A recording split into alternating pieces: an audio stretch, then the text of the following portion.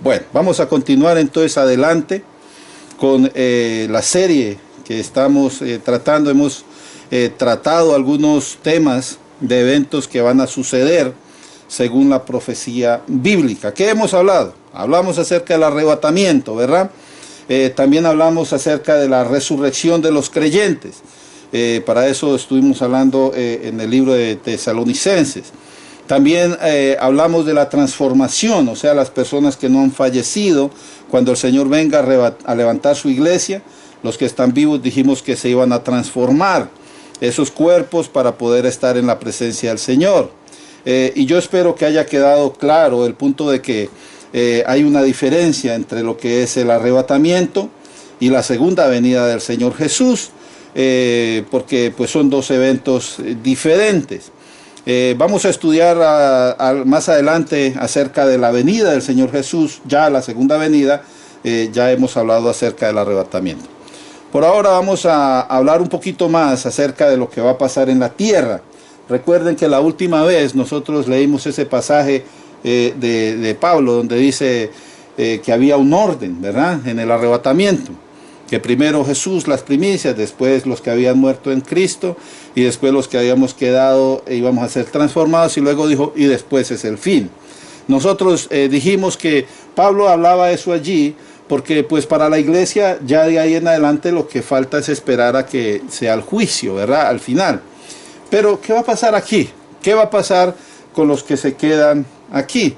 Entonces nos damos cuenta que el reloj profético, así le dicen al tiempo que está puesto en la Biblia, en la palabra de Dios, en este momento está parado, no está avanzando, sino que permanece en el tiempo de la gracia.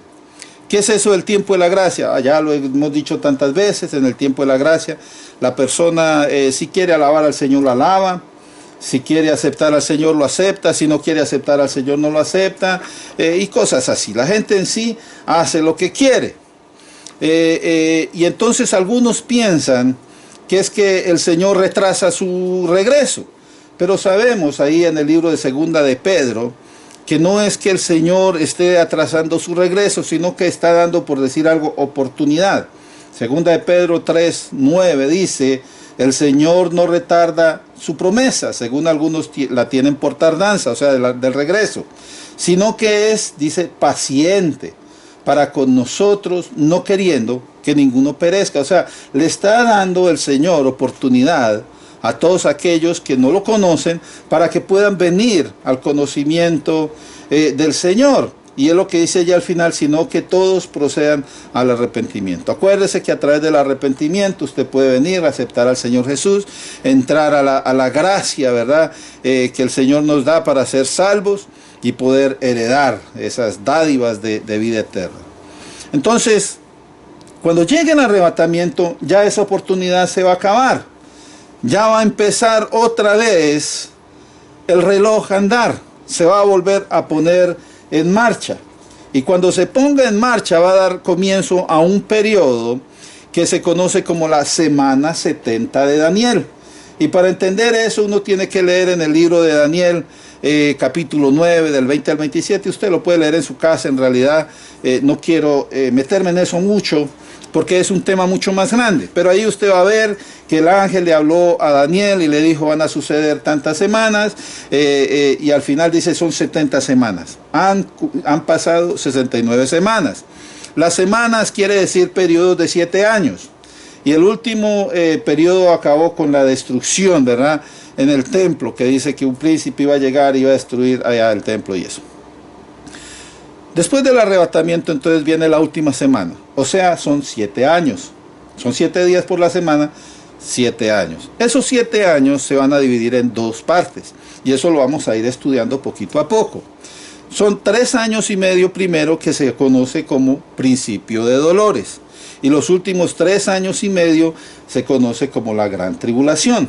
¿Por qué la división? Porque hay un pacto que va a hacer Israel con el anticristo, y ellos van a tener un tiempo de paz, y eso lo vamos a estudiar otra vez más adelante, sino que nomás para como que no quede muy enredada la cosa ahí.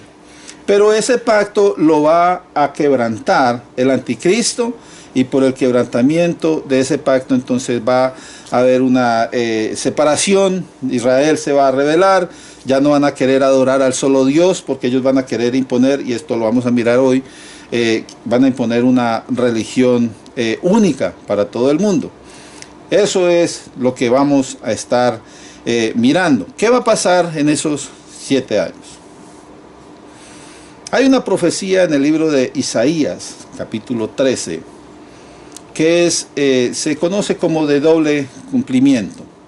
Vamos al libro de Isaías, capítulo 13, y vemos allí que 13 habla acerca de Babilonia en ese capítulo, Isaías 13, y dice allí del 1 al 9, profecía sobre Babilonia revelada a Isaías, hijo de Amós. Dice, levantad bandera sobre un alto monte y alzad la voz a ellos, alzad la mano para que entren por puertas de príncipes. Yo mandé a mis congregados, asimismo llamé a mis valientes, para mi ira, a los que se alegran con mi gloria, estruendo de multitud en los montes como de mucho pueblo, estruendo de ruido de reinos, de naciones reunidas. Jehová de los ejércitos pasa revista a las tropas para la batalla. Viene de lejana tierra, de lo postrero de los cielos, Jehová y los instrumentos de su ira, para destruir toda la tierra. Y mire lo que dice allí el versículo 6, aullad, porque cerca está el día de Jehová. Y dice, vendrá como asolamiento del Todopoderoso. Por tanto, toda mano se debilitará y desfallecerá todo corazón de hombre. Y luego dice el versículo 8, y se llenarán de terror, angustias y dolores se apoderarán de ellos. Tendrán dolores como mujer de parto. Se asombrará cada cual al mirar a su compañero, sus rostros de llama. He aquí el día de Jehová viene, terrible y de indignación y ardor, ira, para convertir la tierra en soledad y raer de ella, ¿qué dice allí? A sus pecadores. Entonces, esa profecía se cumplió cuando los medos y los persas derrocaron el poder de Babilonia, porque como habla allí de Babilonia, entonces esa profecía se cumplió allá, pero como es una profecía de doble cumplimiento, también tiene proyección profética. Acuérdese que en la Biblia, en el Antiguo Testamento, sucedían cosas como una imagen o ilustración de lo que iba a pasar más adelante, y ahora usted lee en el libro de Apocalipsis, y encontramos que allí también se habla de una Babilonia. Entonces, como dice el profeta, va a haber un tiempo terrible donde sufrirán dolores como de parto. Yo creo que eso debe ser muy horrible. Las hermanas saben eso. Yo cuando mis niñas están naciendo, me dio pesar ver a mi esposa cómo sufría. En realidad es algo fuerte. Y esos dolores, hermano, dice, es lo que va a sentir la gente. Es una angustia, un desespero tremendo. Por cuanto en el tiempo de la gracia, la gente desafió a Dios y lo rechazó. Entonces va a venir la ira. Y cuando venga la ira del Señor y se derrame sobre primero Israel y sobre todo el mundo, entonces va a haber esa consternación, ¿verdad? Esa angustia de las personas. Va a ser un tiempo terrible. Estamos hablando de lo que va a suceder en ese periodo de 7 años. Ahora, cuando vamos al libro de Apocalipsis, vamos a encontrar algo tremendo. Yo quiero que leamos primero un pasaje que está en Mateo. Y ese pasaje que está en Mateo lo vamos a usar, vamos a decir, como la guía. Vamos a decir como de dónde viene eso que está puesto en Apocalipsis. Entonces en Mateo capítulo 24, versículos 3 al 8, vemos cuando el Señor Jesús estaba con sus discípulos. Antes de él ser crucificado, en los últimos días de la semana, el Señor fue y habló las últimas cosas con sus discípulos y les dio las últimas instrucciones. Nosotros hicimos un estudio acerca de eso. Y en uno de esos días, dice allí Mateo 24, del 3 al 8, dice, y estando él sentado en el monte de los olivos. Mire que el monte de los olivos es algo especial. En toda la Biblia se habla del monte de los olivos. Y me gusta que hagamos hincapié en eso, porque el Señor Jesús en el monte de los olivos hizo varias cosas. Una de ellas es que él también allí fue, cuando fue a ser arrestado, y dice que allí lloró y que sus lágrimas eran como sangre y todo eso. Cuando el Señor regrese, dice la Biblia, él se va a sentar en el monte de los olivos, dice que se va a partir en dos, lo leímos el otro día. Entonces dice, estamos en el Mateo 24, versículo 3. Entonces dice, y estando él sentado en el monte de los olivos, los discípulos se le acercaron aparte diciendo, dinos, ¿cuándo serán estas cosas y qué señal habrá de tu venida y del fin del siglo? Y miren lo que les responde el Señor. Mirad que nadie os engañe. Primera cosa. Segundo, porque vendrán muchos en mi nombre diciendo, yo soy el Cristo. Y a muchos engañarán. Y oiréis de guerras y de rumores de guerras. Mirad que no os turbéis, porque es necesario que todo eso acontezca. O sea, va a suceder eso que está diciendo el Señor allí. Pero aún no es el fin. O sea, esto va a suceder en un periodo previo al fin, ¿verdad? Dice, porque se levantará nación contra nación y reino contra reino. Y mira lo que dice ahí enseguida. Y habrá pestes y hambres y terremotos en diferentes lugares. ¿Y qué dice al final? Todo esto es principio de dolores. Y acabamos de decir que el principio de dolores ocurre en la primera mitad de la última semana de Daniel, que son los 7 años finales en el reloj profético. Yo quiero irme un poquito despacio con esto, hermanos, porque no quiero crear confusión.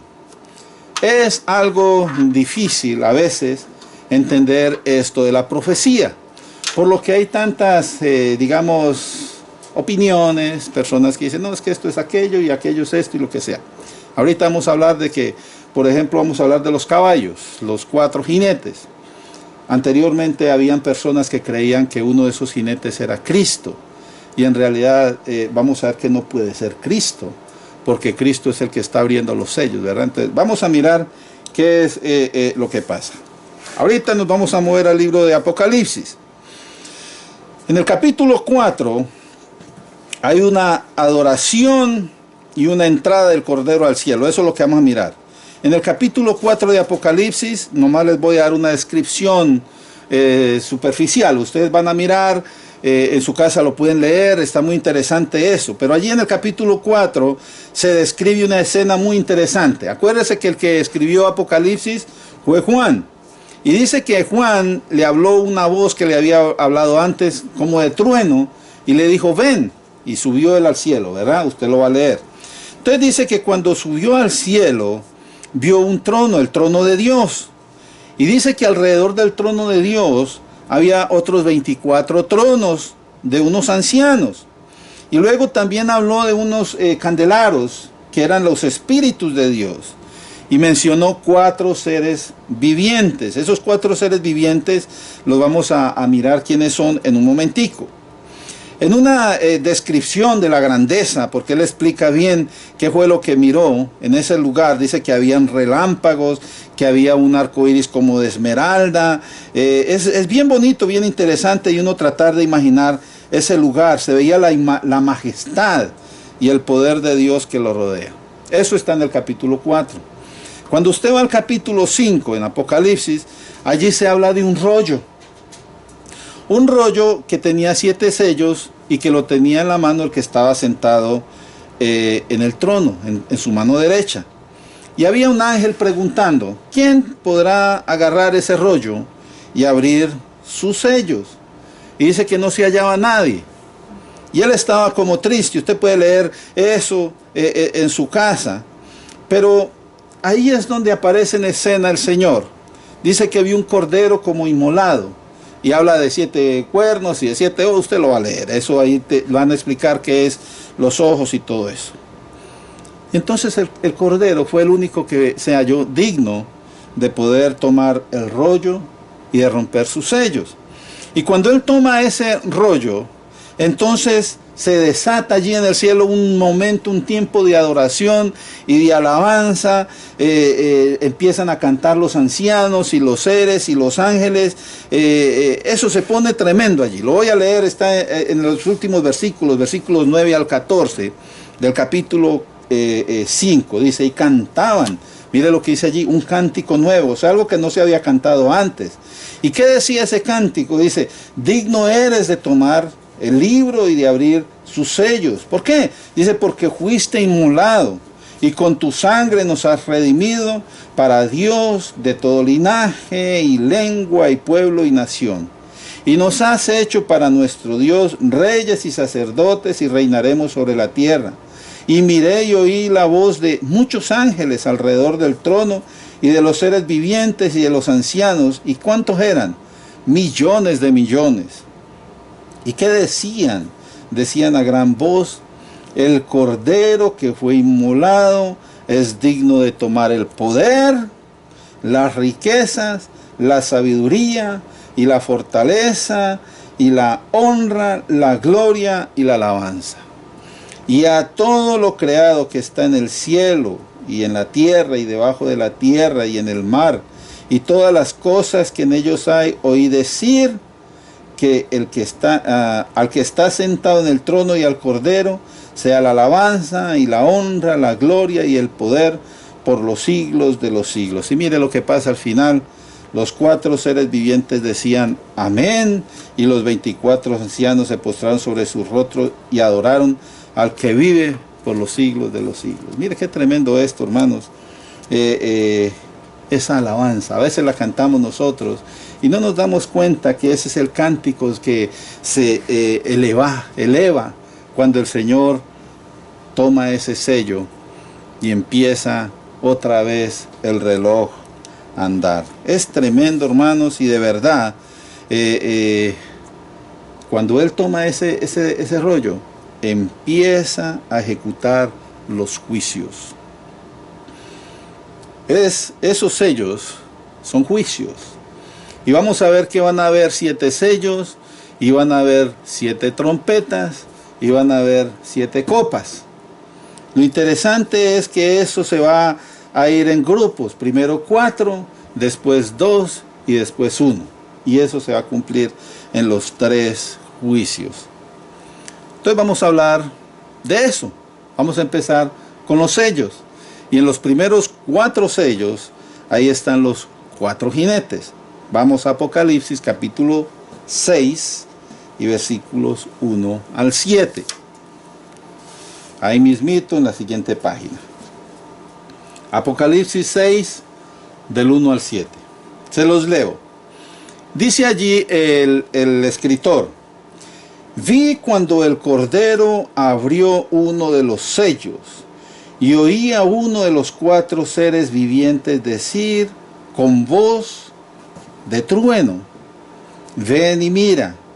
Y miré, y he aquí un caballo blanco, y el que lo montaba tenía un arco, y le fue dada una corona, y salió venciendo y para vencer. Cuando abrió el segundo sello, oí al segundo ser viviente que decía: ven y mira. Y salió otro caballo bermejo, y al que lo montaba le fue dado poder para quitar de la tierra la paz, y que se matasen unos a otros, y se le dio una gran espada. Cuando abrió el tercer sello, oí al tercer ser viviente que decía: ven y mira. Y miré, y he aquí un caballo negro, y el que lo montaba tenía una balanza en la mano, y oí una voz de en medio de los 4 seres vivientes que decía: 2 libras de trigo por 1 denario, y 6 libras de cebada por 1 denario. Pero no dañes el aceite ni el vino. Cuando abrió el cuarto sello, oí a la voz del cuarto ser viviente que decía: ven y mira.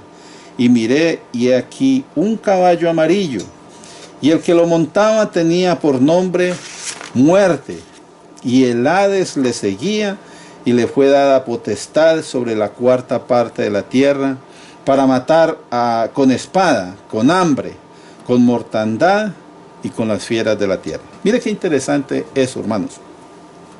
Vamos a tratar de avanzar un poquito en esto. Yo sé que está extenso, pero yo decidí dividir esto en 2 partes. Vamos a hablar hoy de los 2 primeros caballitos, de los 2 primeros jinetes. Entonces, cuando él abre esos 4 sellos, aparecen 4 jinetes que están montados sobre caballos y, ojo, diferentes colores.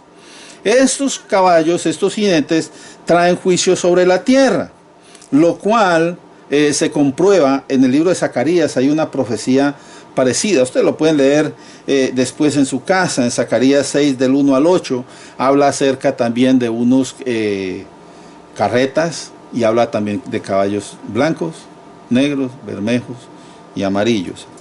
En realidad el color amarillo no era en sí amarillo, era verde. La traducción en el original habla de color verde, pero se refiere al color que adquieren los muertos cuando mueren de pestes, y es un color verdoso. Entonces, cuando dicen amarillo es porque es un color amarillo así como el de las aceitunas, medio verdosa. Ese es el color. Entonces, para no entrar en mucha discusión, se dice amarillo, pero la palabra original es verde, ¿verdad? Pero nomás para aclarar eso allí. Entonces, lo primero que vemos allí es que hay una conexión entre los seres vivientes y los juicios. Ellos llaman los juicios. Y hay algo interesante también, y lo voy a decir, de pronto lo repito más tarde otra vez, pero el original de este pasaje, cuando el ser viviente decía ven, y dice ven y mira, la palabra mira no aparece en los rollos más antiguos. Eso posiblemente lo agregaron más adelante, que no cambia en sí lo que sucedió, porque después Juan dice y miré, ¿verdad? Lo que sucede es que los seres vivientes llamaban el juicio. Entonces, cada vez que el Señor rompía un sello, un ser viviente, no el mismo, no se repetía. Usted ve que el primer ser viviente dijo como con voz de león, y ahorita lo vamos a mirar. Y el segundo habló también diciendo del segundo, y dice ven. Lo que decía el ser viviente era ven. Y entonces cuando él miró, porque Juan no iba cada ratico para allá y para acá, cada vez que un ser viviente lo llamaba iba a irse hasta allá, ven y ve. No, él estaba en el lugar y estaba viéndolo todo. Y cuando sucedía que el ser viviente llamaba, salía el caballo, el jinete, y él dice, y miré y vi que venía un jinete, y él ya describe. Entonces esa partecita de mira es un agregado como para darle énfasis de que el escritor vio cuando salió el juicio. Amén. Ok. Si hay alguna pregunta, usted nomás me dejan saber y ya la tratamos de contestar. Ok, entonces vemos esa conexión. Quiere decir que el Señor es el que está dando las órdenes. Cuando el Señor está sentado en el trono, Él rompe el sello y se da la orden. Y cuando se rompe el sello, entonces el ser viviente que le corresponde hace el llamado al juicio, que tiene que salir y sale. Entonces vamos a ver, primer sello. Así para no seguir brincando. Dice allí la primera parte, los versículos 1 y 2. Vi cuando el Cordero abrió uno de los sellos, y oí a uno de los 4 seres vivientes decir, mire que dice allí, con voz como de trueno. Y ahí es donde está la palabra ven y mira, ya sabe que él decía ven. Y enseguida dice, y miré, y he aquí un caballo blanco. Y el que lo montaba, dice, tenía un arco, y le fue dada una corona, y salió venciendo y para vencer. Ahora, vamos a detallar eso poquito a poco. Lo primero que vemos es que cuando abre el primer sello, se habla de un ser viviente. ¿Cuál es el primer ser viviente? Entonces vamos allá en Apocalipsis 4 y versículo 7, ahí da la descripción de los 4 seres vivientes. Apocalipsis 4:7 dice, y el primer ser viviente era semejante a, ¿qué dice? A un león. Luego dice, y el segundo era semejante a un becerro. Y el tercero tenía rostro como de hombre, y el cuarto era semejante a un águila volando, me imagino con las alas abiertas o algo así, ¿verdad? Entonces ahí están los 4 seres vivientes. Sabemos que el primero es el león, el segundo es el becerro, el tercero es el hombre y el cuarto el águila. Amén. Entonces cuando dice del primero, y es del único que dice que dio una voz como de trueno. Y usted sabe que cuando ruge el león, hermano, la selva se conmueve. ¿Alguno de ustedes ha escuchado un león rugir? ¿Sí? ¿Ustedes no, hermano? ¿Sí? Nosotros en el zoológico, hermano, eso da miedo, hermano. Ese animal ruge y se escucha bien lejos. Entonces dice aquí que él dio esa voz. Yo me imagino, ven. Juan se estremeció y dice, ese hizo un sonido como de trueno, hasta me asusté un poquito, pensaría uno, ¿verdad? Pero dice que allí el hombre el ser, dijo, ven. Eso lo repiten los 4 seres vivientes, repiten lo mismo. Entonces, detalles importantes. Sale un jinete en un caballo blanco, ¿verdad? Y ahí es donde la gente pensaba que era Jesús. Pero no es Jesús, ahorita lo vamos a mirar. Dice que le dieron una corona a ese jinete, ¿sí? Quiere decir que si consigues victorias es porque Dios se lo permite. Tenemos que entender una cosa, hermanos. Dios permite que sucedan las cosas en la tierra, o no lo permite. Él permite lo bueno, pero también permite a veces lo malo. A veces no, Dios permite lo malo. ¿Por qué? Porque si usted, por ejemplo, lee allá en Juan 19:11, cuando Jesús estaba delante de Pilatos, Pilato le dice, tú no sabes que yo tengo aquí la autoridad para matarte y todo eso, ¿verdad? ¿Y qué le contestó Jesús? Jesús le dijo, ninguna autoridad tendrías contra mí si no te fuere dada de arriba. O sea que es Dios el que da la autoridad para que sucedan cosas. Interesantemente a este jinete se le dio autoridad, una autoridad especial, porque la corona es un simbolismo de autoridad, ¿verdad? Entonces, según esto, Dios interviene en la historia humana para permitir y dirigir algunas guerras que traen con ellas juicios. Las guerras el Señor las permite, y por eso Jesús habló de oiréis de guerras y de rumores de guerras. Son guerras que el Señor permite que sucedan. Más adelante vamos a ver que el Señor Dios, en el Antiguo Testamento usó a reyes impíos para traer juicio sobre la nación. Eso lo vamos a mirar en un minutico. Entonces, bueno, vamos a mirar eso de una vez. Por ejemplo, Nabucodonosor. Nabucodonosor, el Señor lo llama mi siervo. Y dirá uno, pues ¿cómo es que es mi siervo si él llevó cautiva al pueblo y todo? Pues vamos allá a mirar Jeremías, capítulo 27, versículos 6 y 7. Y esto es interesante, hermanos, porque cuando este primer jinete sale allí en Apocalipsis y sale corriendo y haciendo tanta, vamos a decir, despliegue de autoridad y cosas, eso, hermanos, es un poder que el Señor se lo permitió. Y ojo, eso va a ser por un tiempo nomás. Ok, dice allí Jeremías, capítulo 27, versículos 6 y 7, dice, y ahora yo he puesto todas estas tierras en mano de Nabucodonosor, rey de Babilonia. ¿Qué dice ahí enseguida? Mi siervo. Dice, y aún las bestias del campo le he dado para que le sirvan.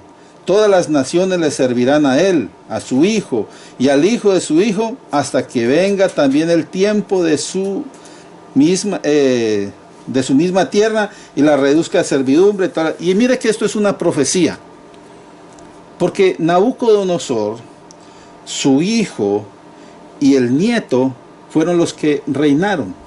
Y ya cuando llegó el nieto, que fue el que agarró por allá las copas y las usó en una fiesta y apareció la mano en la pared y que escribió eso, ahí fue cuando llegaron los medos y los persas y los invadieron, lo que dijimos hace un ratico. Mire que Ciro, el rey persa, también el Señor lo llama, así tiene un llamado parecido. Dice allí en Isaías 45:1, lo llama mi ungido, dice Isaías 45:1. Así dice Jehová a su ungido, a Ciro, al cual tomé yo por su mano derecha para sujetar naciones delante de él y desatar lomos de reyes, para abrir delante de él puertas y las puertas no se cerrarán. Entonces, dése cuenta, ni Nabucodonosor ni Ciro eran parte del pueblo de Dios. Pero el Señor le dijo a Nabucodonosor, él es mi siervo, o sea, él hace lo que yo le diga que haga. Igual Ciro dice, él es rey porque yo permití que fuera ungido. Entonces es Dios el que decide quién hace qué. Y es interesante eso, hermano. Entonces, si Dios es el que da la autoridad y el que permite que todas estas cosas sucedan, ¿quién es este jinete al que le dio esa corona, al que le dio esa autoridad? Porque dice que va venciendo y para vencer. ¿Quién es ese jinete y qué representa? Bueno, ya lo dije hace un momentico, algunos comentaristas pensaban que era Jesucristo, porque Cristo dice, la Biblia, que Él va a venir en un caballo blanco. Ahora, el caballo blanco, que porque es blanco, no siempre representa pureza. El caballo blanco también representa victoria. Y en esta ocasión puede ser que represente victoria, porque dice la Biblia, en el pasaje que leímos, que Él salió venciendo y para vencer, o sea, salió victorioso, por decirlo de alguna manera. Donde dice del Señor Jesús, que Él viene en el caballo blanco, está en Apocalipsis 19:11, usted lo puede leer en su casa, dice que Él baja en un caballo blanco. Entonces, hermano, dígame. Por eso que muchos predicadores lo definen con el primer sello, que dice que viene como rey con la corona. Sí. Solo piensan que era Jesús. Sí, no, pero la cuestión es esta, hermano. Primero. Por eso que muchos piensan. Sí, sí. Forma. No, y hay unos comentaristas antiguos que hacen hincapié en eso, y hay muchas personas que todavía hoy en día piensan que era Jesús. Pero Jesús no necesita que le den el poder, Él lo tiene. Él lo tiene. Y entonces lo interesante allí es que este jinete viene venciendo y para vencer. Y vamos a ver qué es lo que viene venciendo y para vencer. Jesús fue el que abrió el sello, o sea, Jesús fue el que desató la autoridad de ese jinete. Porque cuando Jesús abrió el sello, el ser viviente lo llamó y salió, ¿verdad? Entonces, hay que definir que sí, hay que mirar quién es. Entonces, hay que mirar primero su aspecto. Hay que mirar la misión que Él tiene para venir a la tierra. Entonces, lo primero es que monta el caballo blanco, ya otra vez lo dijimos, ¿verdad? No siempre es símbolo de santidad o de pureza. Más bien, es un caballo que representa victoria también. Siempre cuando un guerrero, si usted mira, creo que Bolívar tenía un caballo blanco. Cuando llegó, Bolívar es el libertador de las Américas al sur, ¿verdad? Creo Napoleón también tenía su caballo blanco. Entonces, es símbolo de victoria. En el libro de Job, capítulo 39, vemos que el caballo es símbolo de varias cosas. Es símbolo de fuerza, es símbolo de terror, es símbolo de guerra es símbolo de conquista. Entonces el hecho de que venga en un caballo nos da a nosotros idea de que esta persona viene con una autoridad especial. Fuerza, dice, terror, guerra y conquista. Allí en el libro de Job da un poquito acerca de lo del caballo. El Señor hablando con Job, Job 39, versículo 19 al 25, dice, ¿le diste tú al caballo la fuerza? El Señor está preguntándole a Job. Dice, ¿vestiste tú su cuello con crines ondulantes? ¿Le diste ¿le intimidarás tú como a langosta? O sea, ¿usted va a asustar al caballo como si fuera una langosta? El resoplido de su nariz es formidable. Escarba la tierra y se alegra en su fuerza. Sale al encuentro de las armas, ahí está lo de la guerra, ¿verdad? Hace burla de su espanto. No le teme ni le vuelve el rostro delante a la espada. Contra él suena la aljaba, el hierro y la lanza, y de la jabalina. Y él, con ímpetu y furor, escarba la tierra, sin importarle el sonido de la trompeta. Antes, como el que dice entre los clarines, ¡ea! Y desde lejos huele la batalla, el grito de los capitanes y el vocerío. O sea, el caballo es un símbolo del que no se detiene. Va para adelante, va a la conquista, no lo asusta nada. Otra cosa más, la corona que se le dio. O sea que este hombre va a regir, y ojo, 7 años, ¿sí? Porque es el periodo que falta, lo que dura la tribulación. Pero, interesantemente, cuando se habla de arco, no se habla de flecha. El arco sin flecha es señal de que es un rey falso. Es el anticristo. La gente, hay muchas personas que dicen que no, porque en la Biblia no dice el nombre. Del único que dice el nombre es del tercer jinete, del cuarto, que dice que su nombre es la muerte. De este no dice el nombre, del segundo no dice el nombre, del tercero no dice el nombre, del cuarto sí. Pero mirando todo lo que sucede alrededor y quién es el primero que ha de llegar, se define que es el anticristo. ¿Por qué? Él hace su entrada más o menos hacia el principio del periodo de la tribulación. Esto sucede después del rapto. Acuérdense que cuando viene el rapto, lo que va a suceder es un caos total en la tierra. Va a haber que se caen aviones y carros se chocan y desaparece aproximadamente como una tercera parte de la población. Es mucha gente. Y en medio de ese caos, usted sabe que cuando hay congestiones, hay gente que empieza a robar, hay criminales, y entonces, ¿quién va a traer las cosechas? Empieza a haber falta de cosas. Lo interesante es que este hombre sale y empieza a decir, yo les voy a traer la paz y yo les voy a ayudar. Eso es lo que va a hacer este personaje. ¿Qué es lo que va a hacer? Entonces, va a tener primero poder económico. Va a tener poder político y va a tener poder religioso. ¿Ustedes han escuchado lo que es el nuevo orden mundial? Este hombre es el que lo va a poner. Este hombre va a poner una sola moneda para que no haya desfalcos. Y dice, para que podamos traer paz y que podamos traer la tranquilidad, un solo gobierno. Que uno solo decía qué sucede y ahí se calma toda la situación. Y luego a lo último él va a querer poner también una sola religión, y de eso vamos a estar hablando un poquito más adelante cuando hablemos de la marca y todas esas cosas, porque la marca la va a imponer este anticristo. Y la situación es, para adelantarles un poquito, es que en ese tiempo nadie va a poder comprar, nadie va a poder vender, a menos que tenga la marca de la bestia o el número de su nombre, algo así. ¿Qué sucede? El nombre o la marca de la bestia es un símbolo de maldición, de condenación, porque el que tenga la marca de la bestia es condenado. Entonces ahí es donde dice, en el tiempo de la gracia Cristo murió por nosotros, pero en el tiempo de la tribulación los que se quedaron tienen que morir por Cristo. O sea, le van a decir, o usted niega eso y se pone la marca, o se muere.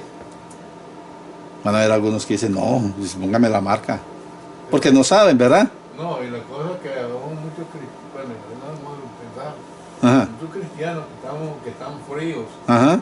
están alejados de Dios. Esos son los que van a quedar. Ajá, y tienen familia, tienen hijos, Ajá. y que no tienen que comer. Son los que van a la... Sí, algunos van a... tratar de ponerse el sello. Y hay algunos que dicen, bueno, me pongo el sello y sigo alabando a Dios. No. Cuando usted pone el sello, ya se condenó. Ya hay una condenación. Sí, ya la condenación está. Y la gracia de Dios ya no existe ahí. Hermanos, vamos a hablar un poquito acerca de eso. Está todo... Porque la cuestión es esta. Cuando la iglesia sea arrebatada, los que se quedan son los medios hermanos, o sea, los que vienen ahí por ahí, es que yo no me he bautizado porque es que pues no necesito, o es que yo vivo en fornicación, o sea, no me he casado con mi esposa, porque pues para qué, de todas maneras todo el mundo lo hace, ¿verdad? O el que dice, no, pues yo no llevo los diezmos porque necesito la plata, y, ¿verdad? Desobedecen los mandatos de la iglesia. Y entonces, cuando venga el Señor y se lleve la iglesia, aquí se van a quedar. ¿Y qué va a pasar con ellos? Pues ellos son los que van a quedar con el conocimiento de la iglesia. Y ellos son los que van a saber qué pasó, para dónde se fueron, porque todo el mundo va a venir a ellos y preguntarles, oye, ¿qué pasó con la gente que se reunía aquí en la iglesia? ¿Dónde están? Usted venía aquí. Y dice, pues sí, yo venía, pero pues ellos decían que se iban a ir y se fueron. Y entonces ellos van a tener, y a ellos es donde ellos van a tener que empezar a buscar del Señor para poder llegar a resucitar. Y nos vamos a dar cuenta que algunos de ellos se van a salvar en la tribulación, porque la Biblia menciona de unos que salieron de la tribulación allá en Apocalipsis. Y esos son de los que conocieron, y hay algunos que van a tener la posibilidad de conocer al Señor. De los que... Díganme. Esas son las personas que dice Dios que son cierta cantidad que se van a salvar. No, esa cantidad, ese número, mire hermanos, ese número de los 144,000, eso es una situación que hay una secta por ahí que piensan que son de ellos. No, allí dice claramente que es de las 12 tribus de Israel. Dice 12,000 de esta tribu, 12,000 de la otra, y si usted lo suma todos son 144,000. Y cuando lleguemos allí vamos a hablar un poquito acerca de eso. Pero 144,000 no son nada al pie de millares que van a ver en el cielo. Y vamos a estar en el cielo, porque Juan también menciona que nos ve a la iglesia allá alabando al Señor por todo día y noche. Amén. Ok, sigamos aquí, hermanos, un poquito más adelante. La cuestión es esta. Va a ser una nueva moneda, un nuevo gobierno, una nueva religión. Y hermanos, y solamente como para mencionar, hay algunos que creen que la religión que este hombre va a imponer es la religión a la cual él pertenece, ¿verdad? Cuando se levante, porque es una persona que nace y ya cuando está adulto, entonces él es el que usa Satanás. Satanás es el que le da el poder para hacerse el anticristo. Algunos piensan que viene de los musulmanes. Eso lo piensan, yo no estoy diciendo que sea así, pero eso piensan porque es la religión más grande que hay ahora y es la que más se opone al cristianismo, ¿sí? Entonces, bueno, recibirá poder de Satanás mismo y va a prometer paz y seguridad. Allí en el libro de 1 de Tesalonicenses, capítulo 5, encontramos algo interesante. 1 de Tesalonicenses 5, del 1 al 5, dice allí: pero acerca de los tiempos y de las ocasiones, no tenéis necesidad, hermanos, que yo os escriba, porque vosotros sabéis perfectamente que, dice allí, el día del Señor vendrá así como ladrón en la noche. O sea, nadie sabe cuándo es que va a ser.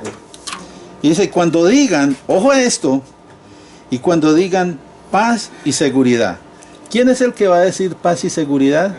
El anticristo. O sea, después del periodo de la tribulación es que va a venir, porque ahí dice, entonces vendrá sobre ellos destrucción repentina, como de dolores otra vez de mujer encinta, y no escaparán.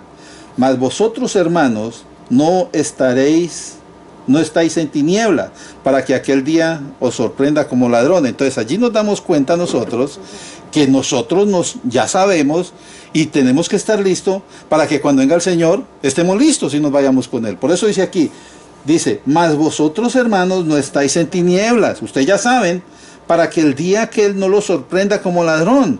O sea que cuando venga el Señor y llame, nos vamos con Él, ¿verdad? Porque todos vosotros, dice, sois hijos de luz e hijos del día.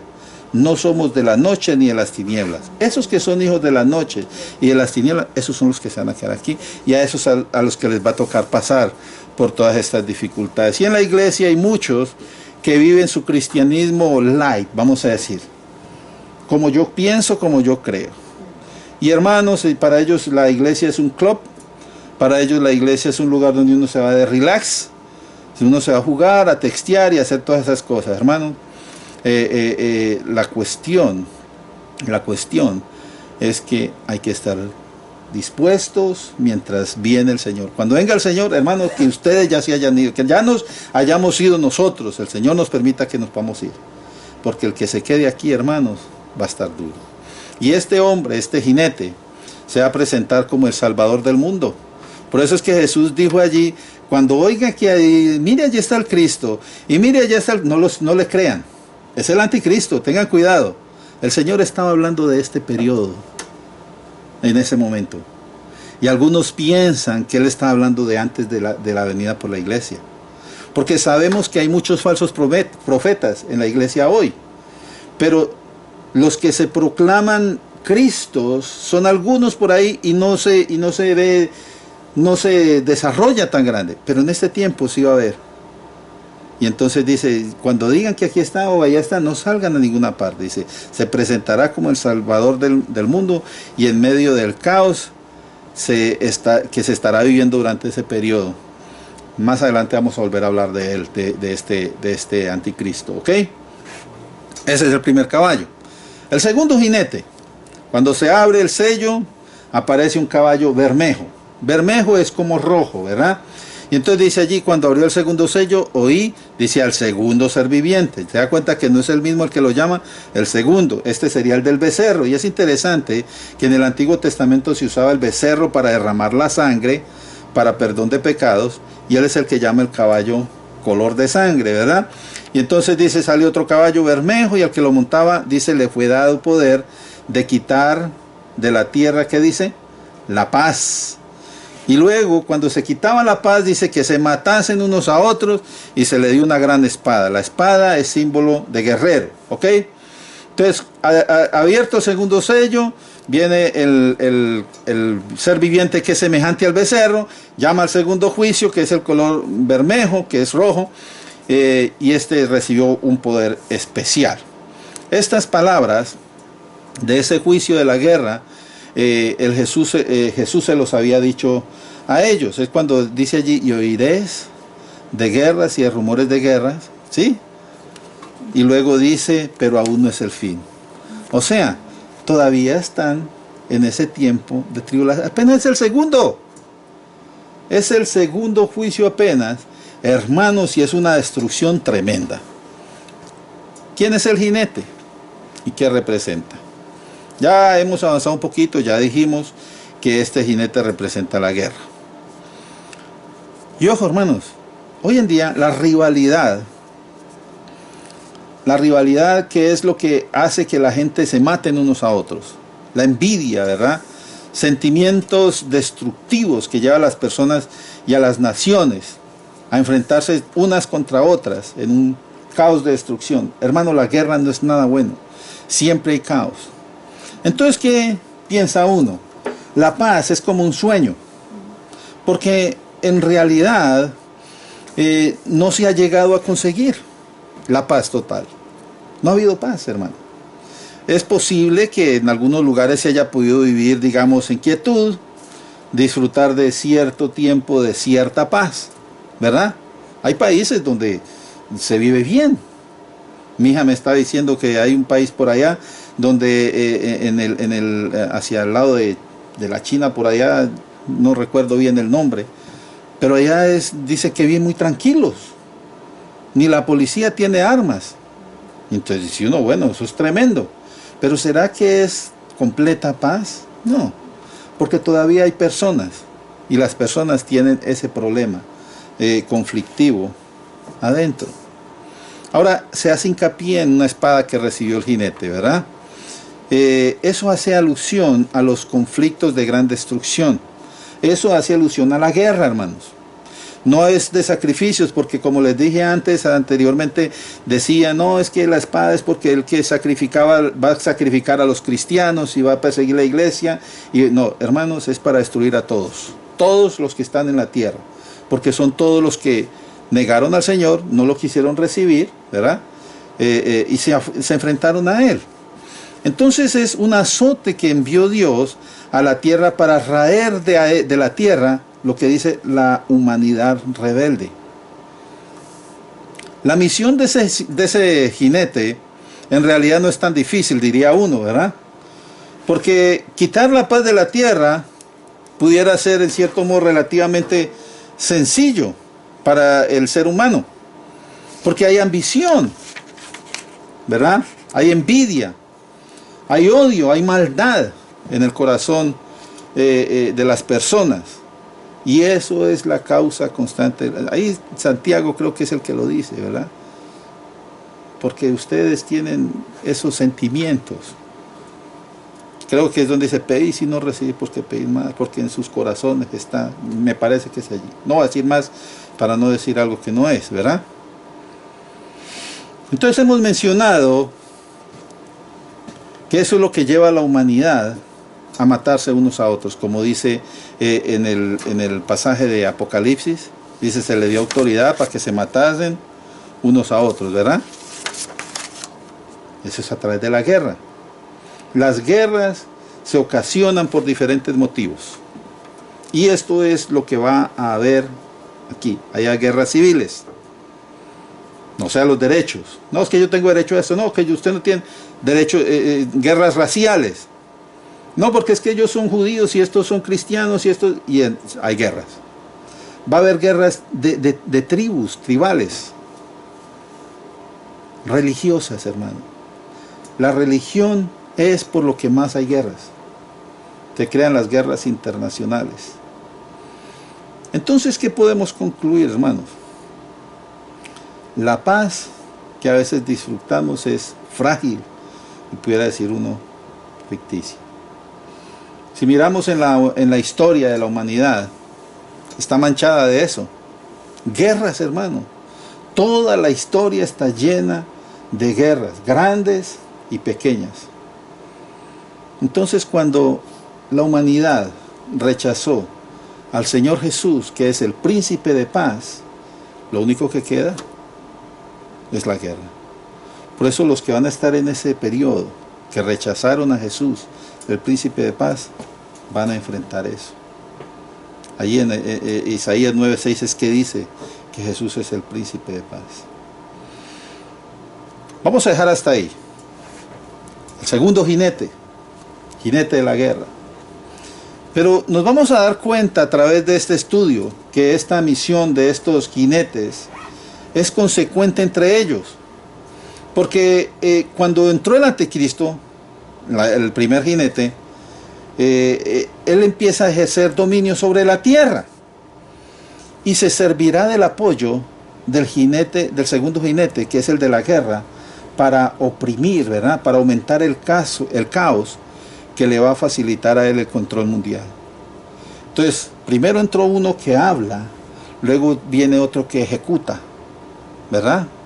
Y vamos a ver que el otro, a raíz de lo que hizo el segundo jinete, se va a ocasionar lo que hace el tercero.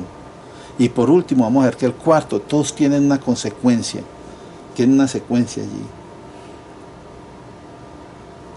Vamos a mirar que va a ser un tiempo difícil, hermano. Hoy en día se acabó la leche. ¡Ah! ¿Qué vamos a hacer? No hay leche, me va a tocar tomarme el café negro. No, hermano. Espere. Bueno, yo me quiero ir. Pero el que se quede aquí, hermano, la leche va a ser lo de menos. No va a haber nada, hermano. Y va a ser difícil. Y va a haber un control asfixiante, hermanos. nadie va a poder escapar. Les vamos a orar y vamos a pedirle al Señor que nos ayude a permanecer fieles. Porque se puede escapar de esto, hermanos. Todavía hay tiempo de escapar de eso. Cristo todavía tiene la puerta abierta, hermanos. Y si alguien todavía no ha entrado allá, este es el momento de hacerlo. Venga Jesús y disfrute lo que Él nos está ofreciendo antes de que sea demasiado tarde. Vamos a orar. Padre bendito, en esta mañana te alabamos, te glorificamos. Te damos gracias, Señor, porque tú eres Dios bueno y misericordioso. Y a través de tu palabra santa nos previenes de las cosas tremendas que van a suceder. Ayúdanos a ser sabios, Señor. Porque la Biblia dice, el principio de la sabiduría es el temor de Jehová. Ayúdanos a ser sabios y a temerte, Señor. Y a buscarte. Y a recibirte, a servirte, a seguirte, Señor. Bendito Dios, oro por todos aquellos que escucharán y verán este mensaje. Para que tú toques los corazones. Para que tú inquietes, Señor, el deseo en ellos de entregarse a ti. Bendice a mis hermanos alrededor de la tierra y ayúdanos, Señor, a permanecer firmes para que aquel día, como dice en el pasaje que leímos, no nos encuentre desapercibidos, Señor, sino que estemos dispuestos y listos para irnos cuando tú hagas el llamado. Te alabamos en esta mañana y te glorificamos, Señor, y te damos gracias orando siempre en el nombre de Jesucristo, nuestro Señor y nuestro Salvador. Amén. Que la paz del Señor sea con todos ustedes. Dios les bendiga.